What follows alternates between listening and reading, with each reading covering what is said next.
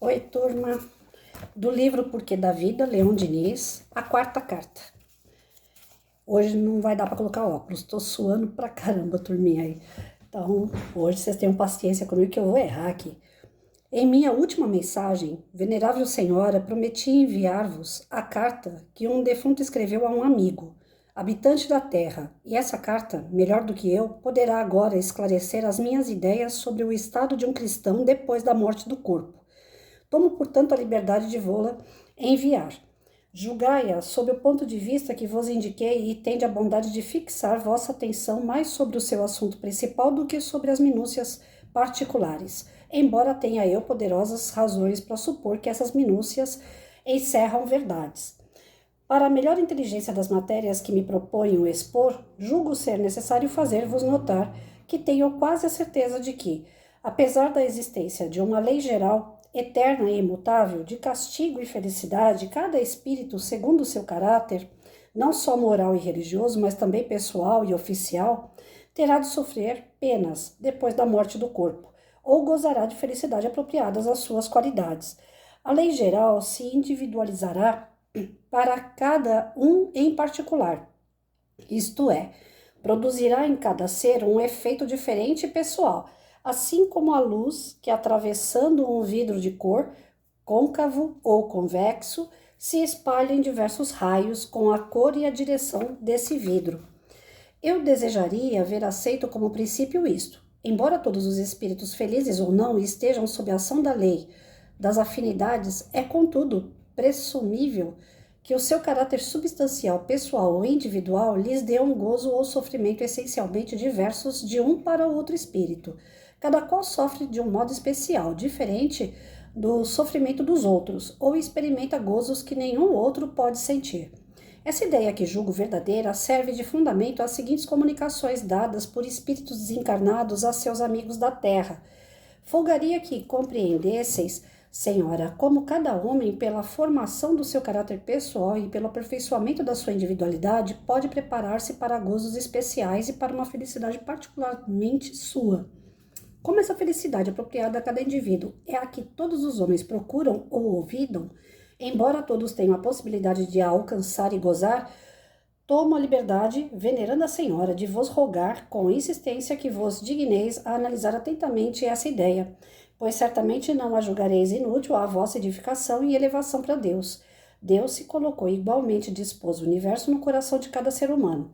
Todo homem é um espelho particular do universo e do seu Criador. Empreguemos, pois, todo o nosso esforço em conservar esse espelho tão puro quanto possível, para que Deus possa ver-se refletido na sua bela criação.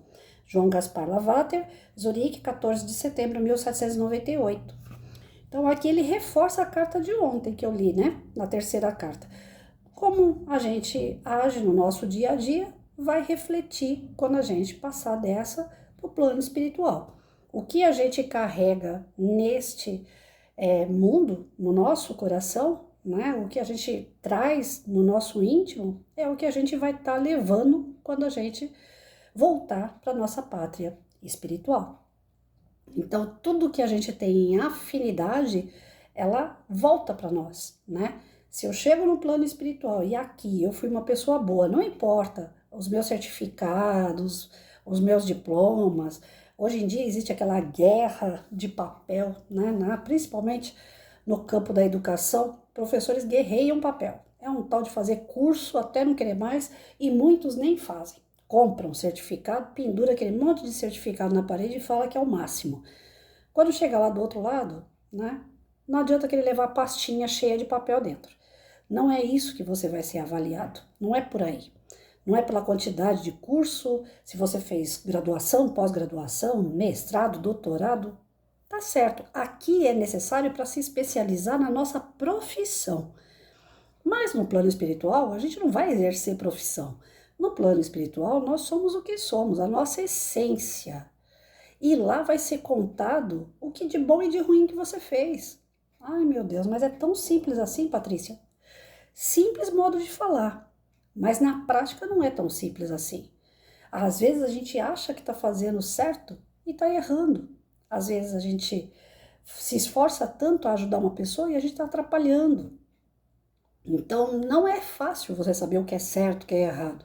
Eu vivi um conflito tão grande nos últimos meses, há uns 5 meses atrás, 6 meses atrás, colocando na balança toda aquela história, o que é certo, o que é errado, isso é certo, isso é errado. Gente, eu quase pirei. E olha que foi muito difícil sair daquilo, daquele. Entrou na minha cabeça o seguinte: eu errei a vida toda, porque a pessoa que estava comigo, ela falava, mas eu também tô certa. Eu falei, meu Deus do céu, não tá, eu tô vendo ele fazer besteira, né? Então, esse julgamento do que é certo, o que é errado, para nós não é nada fácil, não. Fica parecendo tão simples, quer dizer que Deus não quer saber se você sabe ler direito, se você sabe escrever direito. Não, ele não está interessado nisso, né? E o processo de leitura e escrita, eu como professora, eu sei o como é difícil uma criança aprender a ler e escrever. Não é fácil, não. Aqueles que pegam, entram na escola e caminham sozinho, porque já vêm com essa bagagem no seu espírito. Tem outros que vêm com falhas das outras encarnações. Então a dificuldade é tremenda. Você pega hoje a adolescente aí com 14, 15, 16 anos, a criatura não sabe escrever. Eu me formei com uma mulher dentro da faculdade que nós assinávamos para ela, porque a gente ficava com dó. E na época a minha consciência, ela falava assim, não, tadinha, ela vem todos os dias na sala de aula, ela vem assistir aula, só que ela tem dificuldade. Então a gente assinava para ela porque ela não sabia assinar. Depois que eu fui para a sala de aula, eu falei, eu fiz errado. Eu achava que estava fazendo certo, mas fiz errado, porque ela se formou como professora. Como que pode uma analfabeta ensinar a criança? E ela passou, ela pegou o certificado tanto quanto eu. Por isso que não existe esse julgamento de papel. Não interessa que curso você fez. Para Deus, não. Porque você pode ter 1001 papel, mas não ser capaz, não ter a competência, não ter a habilidade bem desenvolvida, principalmente em prol do próximo.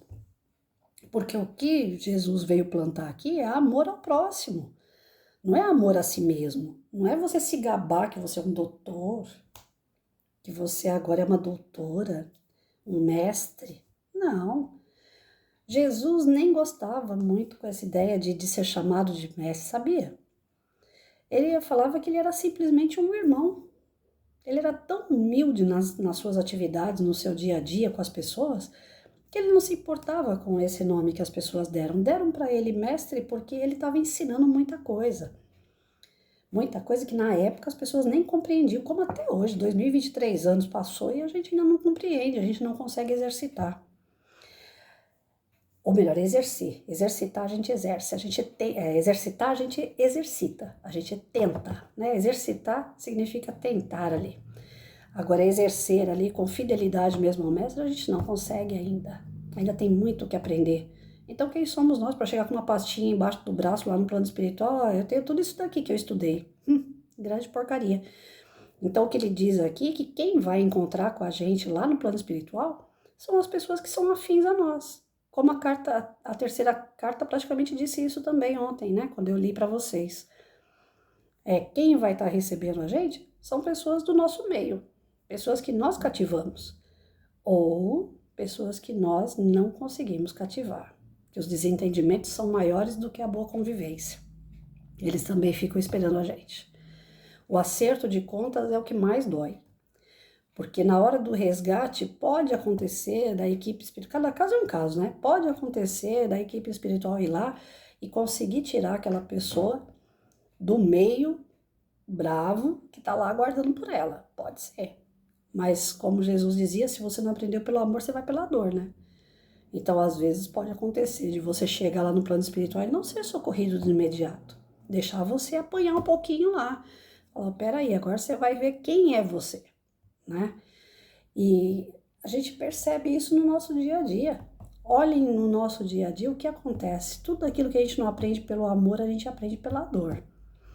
Hoje eu estava fazendo o exercício na hidroginástica, eu falei para a professora, falei, professora, eu agora estou pagando pela dor o que eu não fiz pelo amor. Quantas vezes eu não dei atestado na educação física, porque eu não queria fazer educação física? Agora estou eu aqui, sendo obrigada a fazer exercício, porque ou eu faço ou eu não ando mais. Volto para a cadeira de roda. Para vocês verem como é que é grave essas coisas. E eu achava que eu estava fazendo certo na época, dar atestado para não fazer educação física, porque eu não me sentia bem diante das pessoas, eu sempre fui muito gorda. A molecada gosta de tirar barato, e eu não queria fazer educação física mais por conta disso, porque eles tiravam onda porque eu não conseguia dar uma cambalhota, principalmente exercícios assim, que envolvia a parte do corpo, né, que a gente tinha que movimentar o corpo. Eu não conseguia, não tinha coordenação motora, né? E a professora de hidroginástica, ela faz a gente entrar em parafuso. É braço, é braço, é perna o tempo todo. Eu falo, meu Deus do céu, eu não vou conseguir. Aí eu olho para a cara dela e falo, não tá dando. Aí ela vai bem devagarinho para eu pegar o movimento dela para eu fazer. Então hoje eu ainda falei para ela, eu falei, nos meus atestados lá atrás, eu tô pagando um por um cada vez que eu entro nessa piscina. Porque a senhora faz meu tic-teco trabalhar, né? E graças a Deus tá dando resultado, até um pouquinho aqui. Então, quer dizer, a gente acha ruim às vezes quando sofre, mas o sofrimento traz resultado. Parece que não vai acabar aquilo, né? Quando eu tô lá embaixo daquela água lá e ralando, falo, meu Deus, não vai acabar essa aula nunca. Mas o sofrimento lá na água acaba e as melhorias chegam. Então, a gente consegue ter melhores companhias, não é pela quantidade de diploma, não é por você ser o tal, né? Andar engomadinho com a roupa, combinando sapato, cinto, bolsa. Não é isso que vai te trazer boas companhias quando você passar para o outro lado. A espiritualidade alerta a gente o tempo todo. Seja humilde, faça o seu melhor por você e pelo teu próximo. Se junte aos bons. Erga a bandeira de Jesus, não a sua bandeira. Não queira ser o tal, porque quando chegar do outro lado, engana-se quem acha que dinheiro, diploma, beleza física, nada disso tem importância lá. Essas coisas acontecem aqui porque nós estamos num mundo de expiação e provas. Tá tudo aí para a gente usar, tá tudo aí para a gente poder pegar, mas nem tudo convém. Fiquem com Deus, gente.